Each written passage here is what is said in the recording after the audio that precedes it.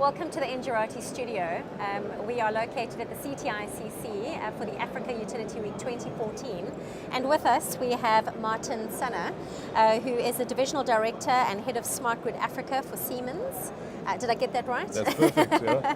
Thank you for taking time out of your schedule so far. How are you finding the conference thus far? Excellent. I've been attending for a couple of years now. Great. And I'm seeing it growing every year. The numbers they do seem to be growing, and the vendors, the number of vendors seem to be growing too. Yeah. That's quite exciting. Getting more exciting, new topics.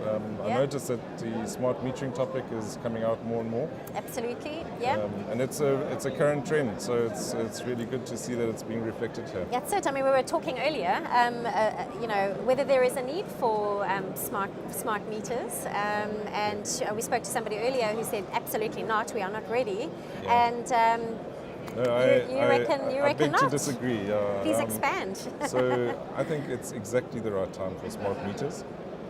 Smart meters are actually, very simple machines these days, and you can differentiate between thick and thin smart meters. Thick ones with lots of intelligence, thin ones with little intelligence, but still smart.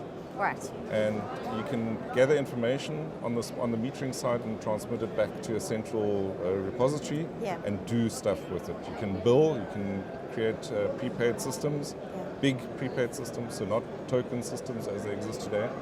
Likened to the mobile networks of current prepaid systems and mobile networks, where it's actually so simple to buy airtime. So why not buy electricity in the same way? That's right. More convenience, really, isn't it? Much more convenient. And there's a big item around smart metering, and we call it security of revenue. So if you introduce prepaid smart metering, you're actually securing the revenue of the utility or the municipality. Right. So they have a mechanism to make sure that people don't circumvent the payment channel. Tampering and non-technical losses. Because that's quite a huge, from what I understand, around Africa and even overseas. I think they experience the same problem in South America. Correct. Is Brazil. In Brazil, some of the guys are too scared to go in there with the meters because they're petrified that they'll get hurt. Definitely. So I mean. That can't be the only driver for smart metering, prepaid smart metering in Africa. What else is driving this need? Why do we need it? So prepaid is a very natural thing. People like to be in control of their spend. Yeah. And interesting enough, on projects that we've worked on, even in Southern Africa, we've noticed that even large power users, which mean big companies, mines, smelters, motor vehicle manufacturers, are actually quite keen to prepay the electricity as well. They don't mind, because suddenly they've got their spend under control. And then if you introduce multi-meter prepaid systems, they can actually control each unit in their business that is consuming electricity. And it becomes an excellent vehicle for a CFO to manage his business. Electricity is a large portion of the expenditure, monthly expenditure. Now the argument there was surrounding data analytics. The fact that smart meters are now going to bring in this big data, who's going to analyze it and who is going to put it to good use. And that was one of the arguments, that perhaps we don't have that kind of skill from a utility point of view. Do you want to expand on that? I think big data is definitely a current trend. So how do you deal with it? And but there are big names in the various industries, in the IT industry, that are actually pushing big systems, that are able to analyze big data. Siemens has invested in that as well. Oh, right. So we have systems. We are able to evaluate smart meter data in big style. Are you saying that? Sorry, you say that you have programs that do that for the utility, so you don't need anybody to. We've actually developed programs together with utilities. So a lot of the technology comes from the United States, and the United States has rolled out smart metering in a big way for many years. They AMI programs typically, and typically there are about 55 million smart meters installed already, which are being evaluated on a daily basis. Okay, and so no skills are needed there. So the utility could just use their existing team. You would need to train up a couple of people to understand what you're doing. But it's not a whole new qualification to analyze data. to analyze it for the utility would be the trick. So you've got the data. What does it mean? So Yeah. what does it mean for a municipality? So what can they do? How can they plan better? You can also look at regional effects and maybe plan to roll out additional infrastructure on the basis of that data. And it's actually a significant improvement. It helps the utility a lot. What is the return on investment, first of all, for the utility? I mean, they've had all these meters being tampered with. Yeah. They're not getting money in. Siemens comes in with this fantastic option, to upgrade the system, put in prepaid smart meters. What is the expected return on investment approximately? When can they expect to see some results? It's difficult to go into detailed numbers or specific numbers, but the return on investment is pretty fast. Okay. So it's obviously not as quick as a telecommunications network, right. but certainly within a couple of years, the new infrastructure amortizes itself. Okay. And what is really important is the cash flow situation of the municipality or the utility It'll improve, yeah. So they've got the continuous income, and it's measurable. So they cut off bad users, the rotten eggs. Yep. They can cut off whole areas if they want to. Yeah. They can manage it. They can. One of the nice things about smart metering as well is the whole idea around giving indigent people. Yes. So people who are living below the breadline. Yep. Free electricity, but not unlimited. So right. Give them a threshold. 50 kilowatt hours. Right. But then that person needs to be limit. warned when he or she are getting close to that 50 kilowatt hour limit. Right. They get an SMS because everybody has an So straight through to the mobile mobile, phone. nice and convenient. Check, they see, okay, you've got 3 kilowatt hours left. You can cook your last meal. Right. And then you have to find some money to top up. Okay. Okay. So yeah. Quite a bit of customer engagement there. That's a huge improvement on probably what has been happening in the past. Right. It's become a lot more consumer centric now, hasn't it? Definitely. Yeah.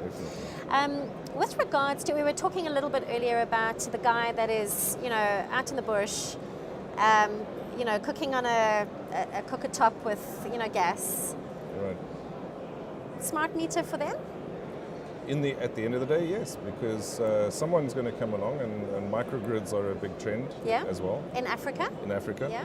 And I believe that they're already starting quite well. I mean, we can see the rollout of alternative energy program with solar panels and wind energy already. And you combine those two, and you create a microgrid, possibly with a little diesel generator as well, or some water power, or hydropower. So you can combine this, but somebody's got to invest some money. Yes. So how does that person get the money back? He's going to roll out a little microcosm of infrastructure. He'll put some meters around it. Generate his own business. And he'll generate his own business. How does it work with the utility though? That would obviously be connected to the utility? They could be. And is that lost income or is that extra income? I think that's an African trend as well, and even in South Africa is co-generation. Right. So the utility and whoever's co-generating, and it's happened in the mines, for example, or Sasol co-generates. Yes. They can have an arrangement. Okay. And maybe part of the money that's earned by the microgrid gets paid to the utility. Do you think, I won't mention any utilities in particular, but utilities throughout Africa, do you think that they can see the opportunity there? And do you think that they are preparing their business models ahead of time, or do you think not really ready for it? No, I think people are thinking about it intensively. Because they didn't in Europe. I mean, that was a sudden shift to off-grid. It was politics. If you take the example of Germany, yes, where the government just legislated shutting down, They said we're shutting down the nuclear power. Yeah. We're legislating that solar power is subsidized, and everyone jumped on it. Yes. And now they've got too much. It's actually swung the wrong way. Yep. But even in Germany, you can see one of the issues is transmission. Okay, so how do I get the electricity that I'm generating from A to B, especially over long distances?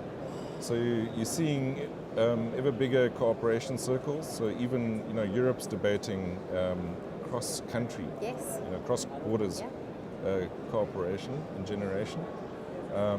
storage, pump storage schemes across countries. That is going to be a huge game changer. Yeah. Energy storage, the cheap energy storage solutions and quality solutions. That'll be a major game changer, not only in Europe, but across the board. And everybody wants to be, to a certain extent, self-sufficient. So you're going to see people, and it's happening in Germany already. BMW's brought out the new i3. Yeah.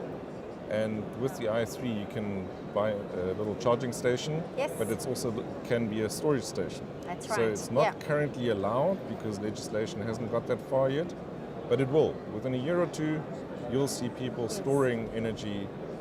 They get home, they use the car to light the lights in the house. Electricity for the house, yes, and then they store the or store solar power of the day. So they leave the family car, or the second car stays at home, stores the solar energy from the solar panel on the roof of the house, and next day on the weekend you use the family car to go somewhere. That's it, and it seems it wouldn't be surprising that it would that trend would shift to Africa, or it's probably here. It's here already, but the technology probably needs to be enhanced and developed. But I imagine that a lot of the microgeneration is occurring right now. But it just needs to be further developed, and that relationship with the utility needs to be developed somehow as well. Yes. What are your hopes for energy development in Africa? Where do you see it going? Where does your company want to see it going? So one of the trends I would personally like to see, and this is a personal opinion, but although it's also something that Siemens would I'm sure it's a shared value. I think it's a shared value also with other companies, is a trend to service provision. So outsourcing the generation, so co-generation, but you could make a service provision out of it.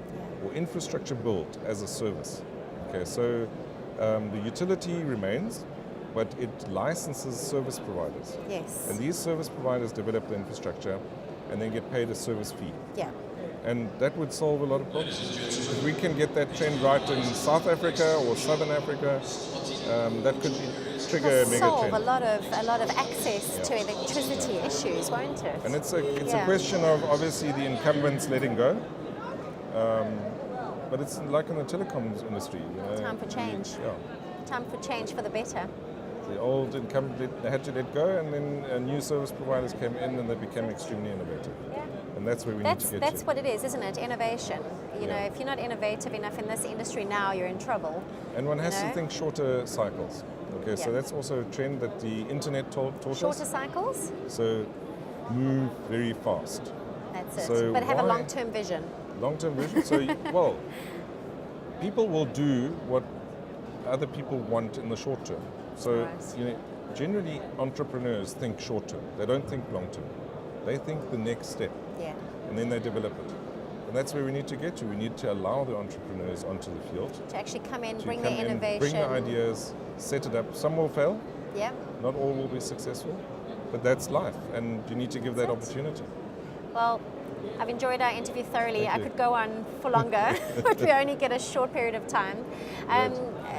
So far, you've enjoyed the conference. You say that there are some great new companies coming out. Yes. Smart metering is on the go. Definitely. Africa is on the move with regards to that. So it all seems pretty exciting. I mean, do you know that 1.2 billion people live in cities in Africa? And it's growing. Apparently, it's just more people are coming into the cities. Yeah. So there's a huge move towards increasing capacity. Right. All right. Well, thank you so much for joining us and taking time out of your schedule to join us. And thank you. Thanks for welcoming me. I hope you enjoy the rest of the conference and you gain much success. To our viewers, thank you very much for watching us. Please remember that there are a number of interviews over the next 2 days that will be carried out at the conference. So please feel free to watch them. Thank you.